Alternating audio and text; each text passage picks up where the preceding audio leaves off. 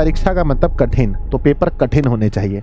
तो गुरुजी फिर भी मैं देखता हूँ सेकंड पाली का पेपर कठिन होता है। किस पाली का प्रश्न आसान होगा, किसका कठिन होगा?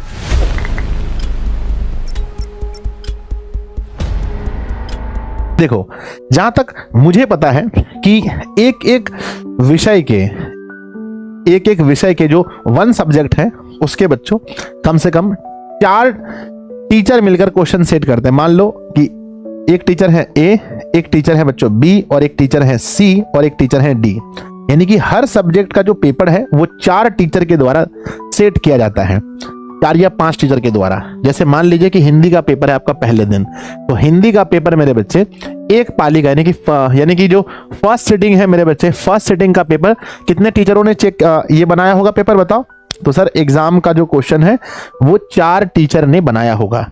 अब मेरे प्यारे बच्चों, चूंकि ये 4 टीचर अलग अलग मानसिकता वाले हैं, अलग अलग सोच रखते हैं।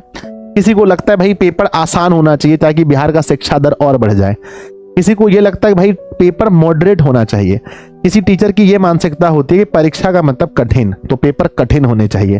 तो बच्चों मान लो कि इन्होंने बच्चों सेट किया पेपर बहुत इजी, इन्होंने सेट किया इजी टू मॉडरेट, यानी कि इजी और थोड़ा कठिन। इन्होंने क्या बच्चों मॉडरेट, है ना, और इन्होंने कर दिया बच्चों पेपर मान लो कि मॉडरेट टू हार्ड, है ना, मॉडरेट टू क्या कर दिया, हार्ड कर दिया।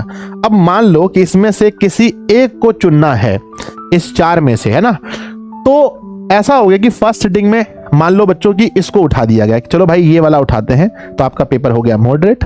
और सेम आप कल्पना कर लो कि सेकेंड सिटिंग में भी ऐसा होता है। तो बच्चों मान लो कि इसको उठा दिया गया तो इजी हो गया, इसको उठा दिया गया मॉडरेट टू हार्ड हो गया। तो जो टीचर क्वेश्चन सेट करते हैं उनको भी ये पता नहीं होता है कि मेरा सेट किया हुआ क्वेश्चन इस बार परीक्षा में आ रहा है या नहीं आ रहा है। इसलिए बच्चों चोरी की संभावना लगभग नहीं के बराबर होती है। तो प्यारे बच्चों इस चीज का आप अपने मन से, अपने दिल से, अपने दिमाग से इस भ्रम को निकाल दीजिए कि आपका पेपर कठिन होने वाला है। गुरुजी फिर भी मैं देखता हूं सेकंड पाली का पेपर कठिन होता है।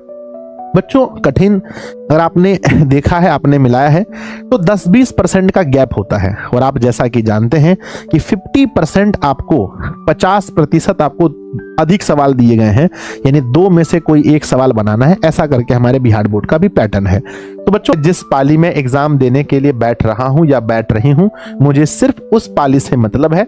मैं अपना उस पाली में अपना आंख बंद कीजिए और कहिए कि मैं जिस पाली में भी एग्जाम दे रहा हूं या दे रही हूं वही पाली मेरा एग्जाम है ना, वही क्वेश्चन पेपर मेरा है।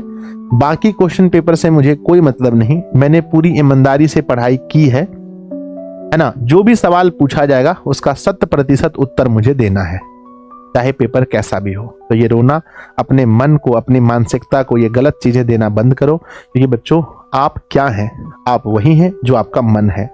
तो मन आपका अच्छा सोचेगा, है ना, अच्छा आपका मन सोचेगा तभी आप अच्छा परफॉर्म कर पाएंगे पेपर में। तो ये मानसिकता दिमाग से हटा दीजिए। तो बच्चों इस वीडियो के नीचे आप सभी को कमेंट बॉक्स में लिखना है कि आपके मन से ये डर अभी के अभी समाप्त हो गया कि किस पाली का प्रश्न आसान होगा, किसका कठिन होगा, और आप जो भी प्रश्न होगा उसके डट के सामना किया जाएगा।